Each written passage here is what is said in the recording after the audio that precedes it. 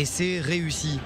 C'est à 23h45 ce mercredi soir que les industries aéronautiques israéliennes et le ministère de la Défense ont organisé ce test. Un missile antibalistique Arrow 2, Chetz en hébreu, d'une portée moyenne de 90 à 150 km. Israël doit faire face à des défis à la fois proches et lointains. Et notre unité technologique d'élite garantit que nous aurons toujours une longueur d'avance sur nos ennemis et que nous défendrons le ciel israélien de toute menace. En ligne de mire de ce missile intercepteur, l'Iran bien sûr, mais pas que. La présence du Hezbollah et de milices chiites au Liban, en Syrie et en Irak augmente les potentiels pays dits à risque. Un Chetz 2 qui fête cette année son 20e anniversaire. Cela fait 20 ans que nous avons déployé le système et l'avons livré à l'armée de l'air. Nous avons depuis amélioré et perfectionné le Arrow 2 à 4 ou 5 reprises.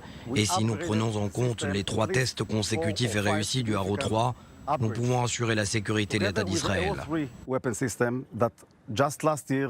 Le missile intercepteur a été tiré de la côte méditerranéenne vers l'est du pays.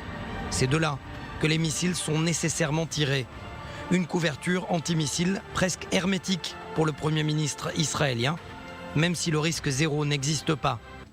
Nous avons une fois de plus prouvé que l'État d'Israël dispose des capacités de défense et d'attaque les plus puissantes et avancées au monde. Nos ennemis et ceux qui recherchent notre mal savent que notre pays est préparé à toute menace. La preuve, s'il le fallait, selon le Premier ministre israélien, de l'excellente coopération israélo-américaine. Le Arrow 2 vient ainsi compléter les capacités de défense anti-aérienne israélienne.